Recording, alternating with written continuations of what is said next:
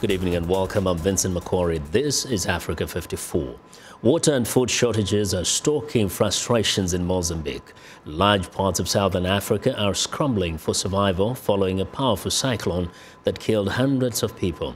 Land and Environment Minister Celso Correia says some 15,000 people are still missing. The Red Cross has deployed 2 major response units to Mozambique's port city of Beira to help thousands of people affected by Cyclone Idai.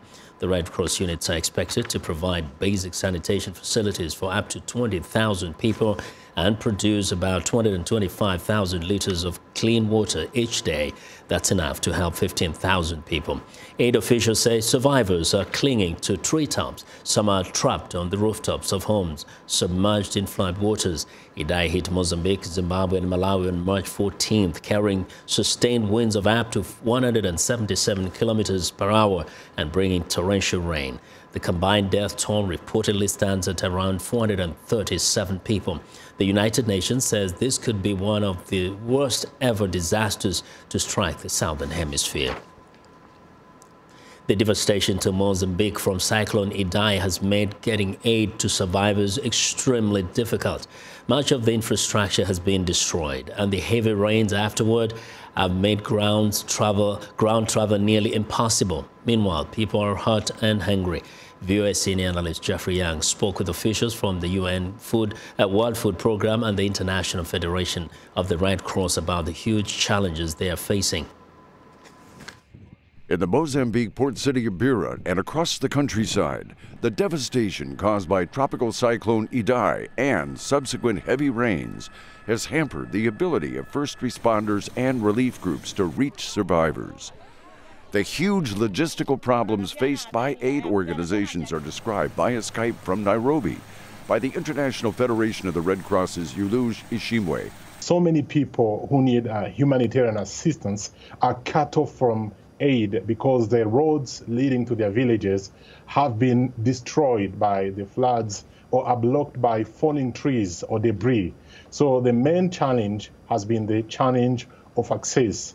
This means that the only way to move in country is to move by helicopters or by boats. The storm hit Mozambique on March 14. Since then, thousands of people have had little or no food, clean water, medicine, and other essentials. And the victims are spread out over a large area, 55,000 square kilometers, as described via Skype from Johannesburg by UN World Food Programme Southern Africa Director Lola Castro. It's quite amazing. When you fly over, you have people on trees, people on the roofs, basically trying to survive with the few things they put up there and hoping that the waters will not rise anymore, like it has happened. Medical aid for the sick and wounded, clean food and water, and shelters for the homeless are the most immediate needs. But in the days ahead, the contamination of water supplies presents other possibly deadly risks. Again, the Red Cross's Yuluj Ishimwe.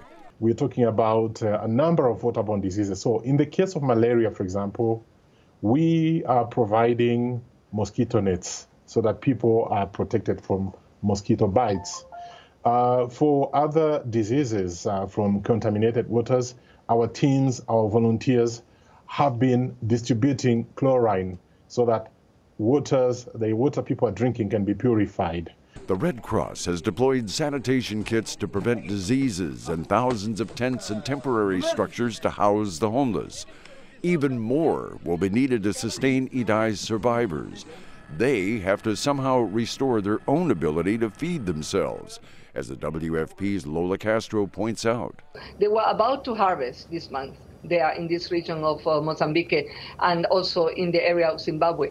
They basically have lost all the harvest, but also all their stocks. So basically, at this moment, they need to plant immediately. But can they plant? It seems the river Pungwe has reached a highest level in 200 years.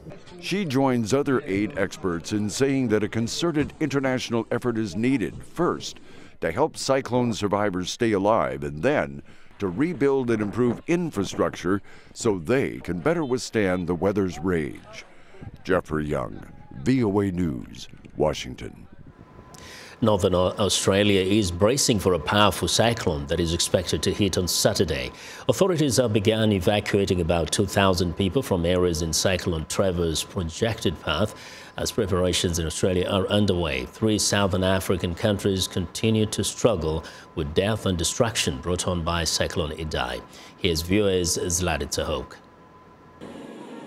Australia's Bureau of Meteorology said Thursday that Cyclone Trevor, with winds gusting up to 260 kilometers per hour, is expected to bring heavy rainfall and a dangerous storm surge.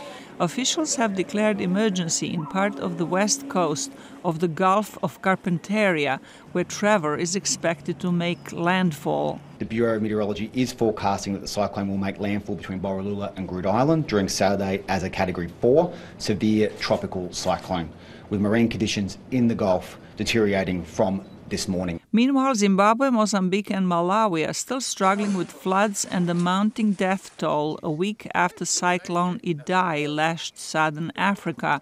The official death toll in the 3 countries surpassed 500 on Thursday, with hundreds more feared dead in towns and villages that were completely submerged.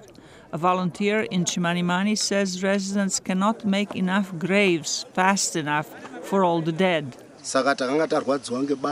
Because of this, we are tired from working. That's why we decided to put 2 bodies in 1 grave.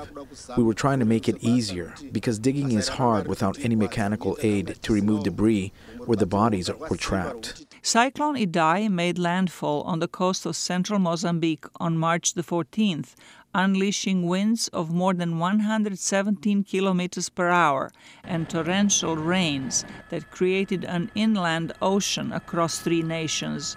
The efforts to rescue people trapped by the water are still underway, while the region struggles to find shelter for those who lost homes. The United Nations World Food Programme has delivered food to shelters and is airdropping supplies to people stranded in inaccessible areas. Our plans now in Mozambique alone are to help between 600,000 and possibly up to 1.7 million people for 3 months with food support, which is why we are appealing to both governments and individuals for financial support that we need to help all those people in a catastrophic situation. The U.S. Agency for International Development has mobilized $700,000 in total assistance for emergency water, sanitation and shelters in the 3 affected countries. Zlatitsa Hoke, VOA News, Washington.